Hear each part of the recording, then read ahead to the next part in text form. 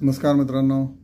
काय म्हणताय? आज जोरदार आपटलं आहे मार्केट आणि ही अपॉर्च्युनिटी असं बरेच लोक समजत असतील, मी पण तसंच समजतो. आणि अपॉर्च्युनिटीमध्ये शेअर्स घेण्याच्या ऐवजी ETF, एक्सचेंज ट्रेडेड फंड किंवा index funds, okay, FMCG index, नंतर कंझ्युमर इंडेक्स, बँक इंडेक्स, किंवा even Nifty index, Nifty 50 index, हे तुम्ही घ्या. ही अपॉर्च्युनिटी रोज रोज येत नाही. पुढच्या 5-6 दिवसामध्ये अपॉर्च्युनिटी असेल आणि आत्ता जे लोक घेतील ते लोक नक्कीच आपल्या पाठीवर थाप मारून घेतील पुढच्या 6 महिन्यात ते 1 वर्षामध्ये.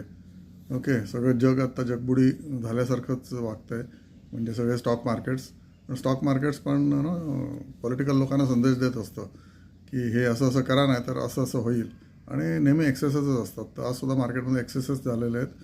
गेले काही दिवस एक्सेसेस चालूच आहेत, पण आजचे एक्सेसेस ना टू मच. आणि आता US इंडेक्स पण अजून पडतो आहे, अजून पडेल. नसदॅक, आय टी संपल्यासारखंच झालं आहे. हे सुद्धा गेले कित्येक वर्षामध्ये दोनदा झालेलं आहे की आता आय टीला काय धंदा नाही. अरे पण आय टीचे लोक स्मार्ट असतात.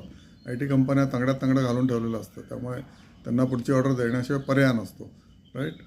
आणि त्याच्यामुळे न घाबरता तुम्ही ETF मध्ये इंडेक्स करा. आता कुठलाही स्टॉक घेणं खूप जोखमीचं आहे, परंतु ETF त्यातल्या त्यात कमी जोखीम आहे आणि परतावा तुम्हाला over a period of next 1 year तर डेफिनेटली फॅन्टॅस्टिक मिळेल आणि फिक्स्ड डिपॉझिटपेक्षा जास्त मिळेल.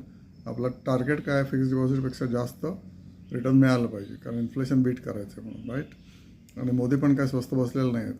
ते निगोशिएट करतील आणि जसं निगोशिएट होईल आणि ॲग्रीमेंट होईल अमेरिकेशी आणि ट्रम्प साहेबांशी, तर टॅरिफ गायब होऊन जातील असं ट्रम्पने स्वतः सांगितलेलं आहे. आणि hope lives to that expectation. Okay, तुघलकाशी त्याची कंपॅरिझन करतात, हे जर अतिशयोक्ती आहे.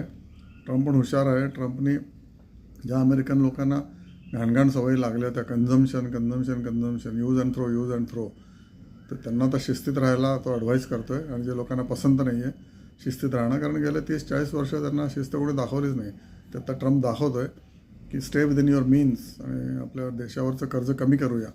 Okay, may be the method is applied is wrong, पण he intends to really make American people to live within their means and not splurge, right?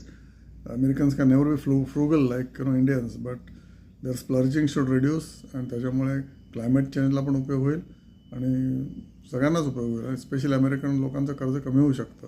आणि भारताला फायदा आहे की आता may be tomorrow next 1 month तुम्हाला $80 मिळू शकतो, राईट. त्याच्यामुळे काही कंपन्यांचा फायदा आहे, काही कंपन्यांचा तोटा आहे, पण आपल्याला क्रूड ऑइल तर नक्कीच स्वस्त होत आहे.